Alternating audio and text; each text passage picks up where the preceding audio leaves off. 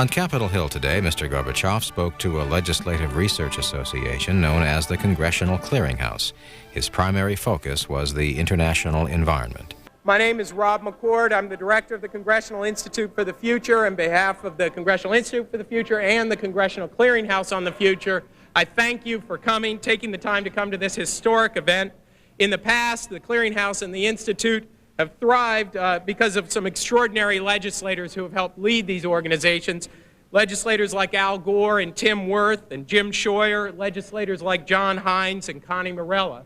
And we owe a great debt of gratitude to them. And today, these institutions are continuing to thrive because of the wonderful leadership that is being provided to us by legislators like the Honorable Senator Kerry of Massachusetts, who is a distinguished leader of our Globe USA project, a new and innovative and successful global environmental project, and like the newly elected chairman of the Congressional Clearinghouse on the Future, Congressman Steve Neal of North Carolina, who in addition to chairing the heavily burdened Financial Institutions Subcommittee of the Banking Committee, actually makes time to help provide foresight and governance by leading the Clearinghouse. It's my great honor to introduce a man who retains the spirit of innovation and reform that he brought with him with the class of '74, the post-Watergate class, and that is being honored today with this historic speaker. Congressman Neal. Thanks, Rob.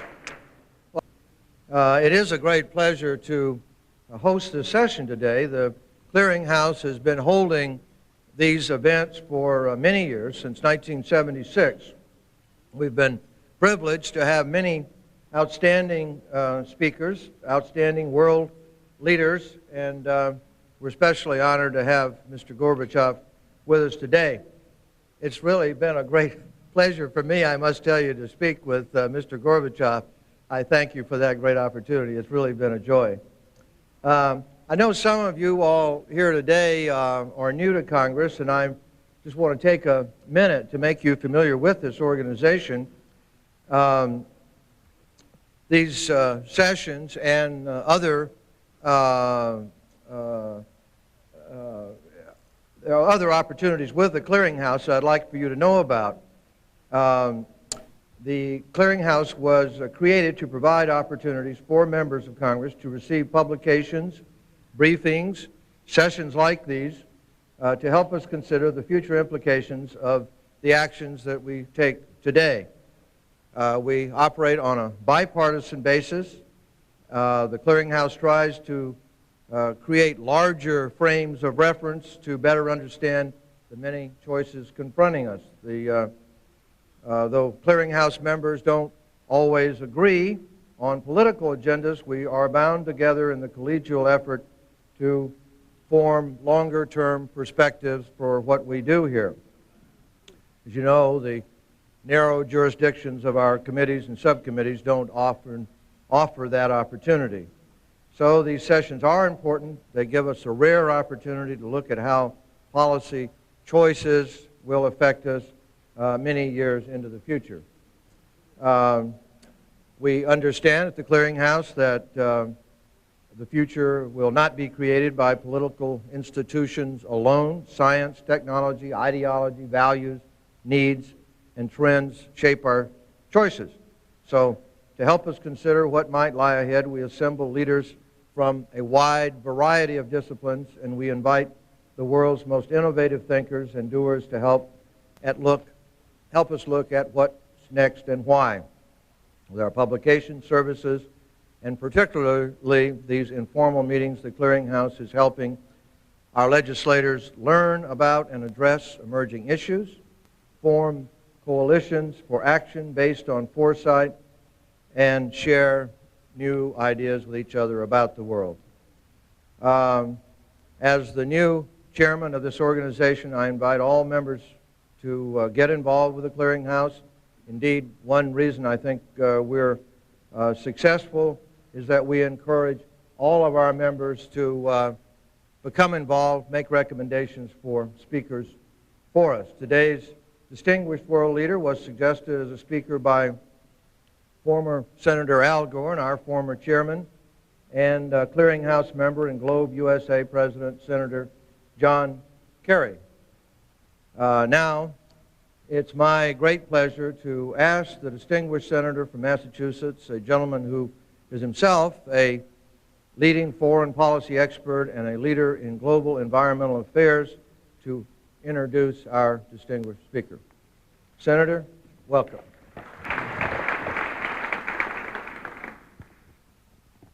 Thank you, Steve, very much. It's a great pleasure to be here with you, and particularly with so many of our colleagues, most of them from the House, but I'm particularly pleased also, and I hope colleagues from the House currently will indulge me while I welcome back Jim Scheuer, who spent so much energy in Globe and in environmental issues, and we're delighted he's here. Also, I would like to pay tribute to my good friend and the future Undersecretary of State of Global Affairs, former Senator Tim Wirth, who is here.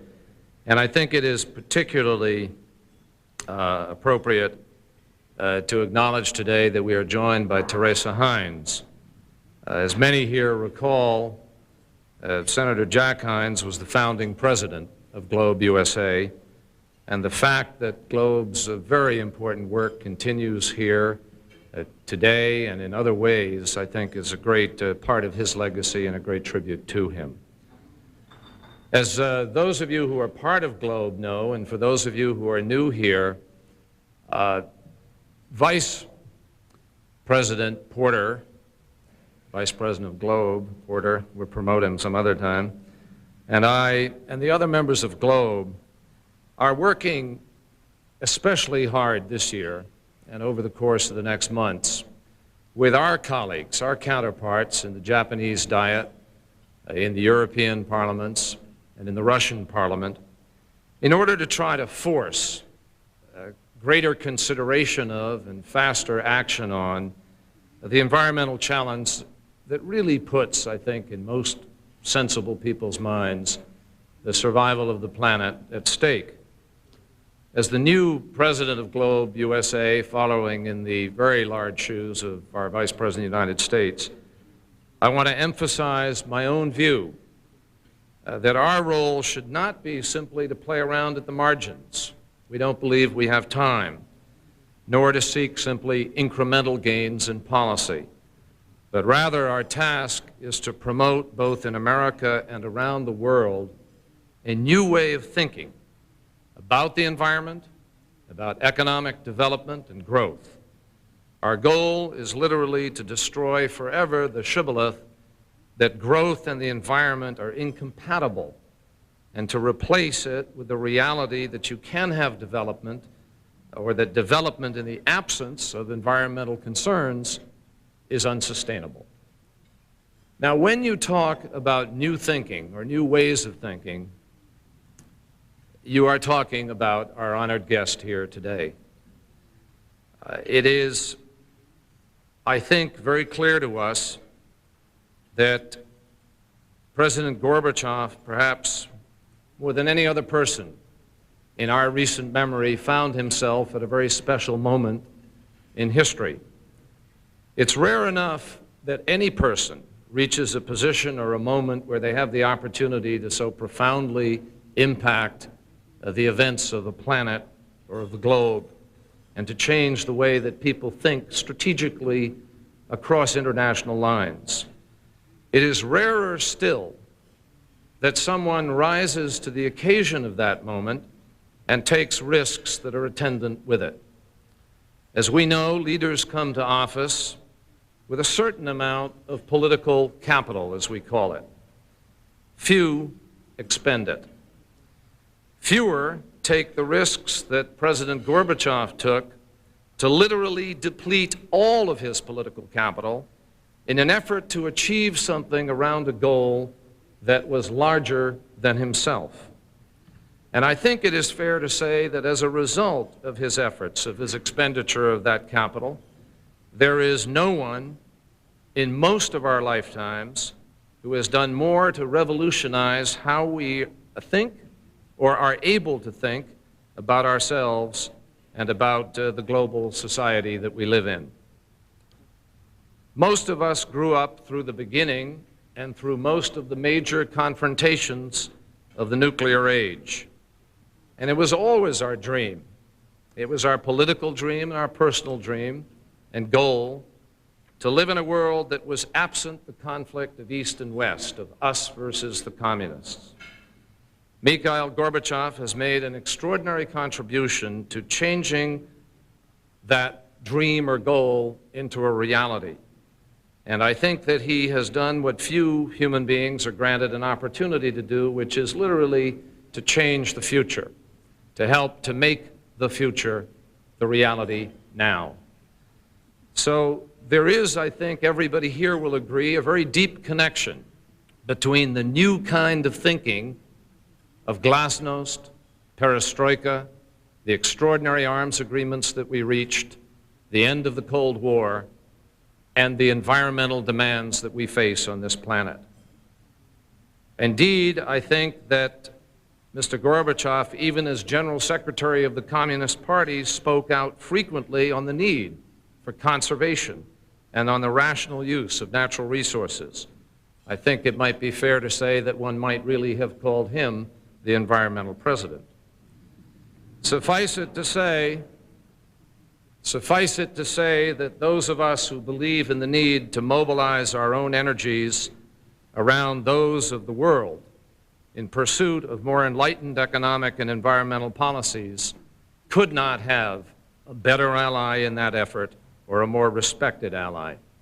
So it is with memories of the dangers that he faced, of the coup that he avoided, of the way in which he led the world to a new reality, that it is my great privilege to introduce to you one of the most significant figures of our time, and it is with profound respect and admiration that I do so, President Mikhail Gorbachev.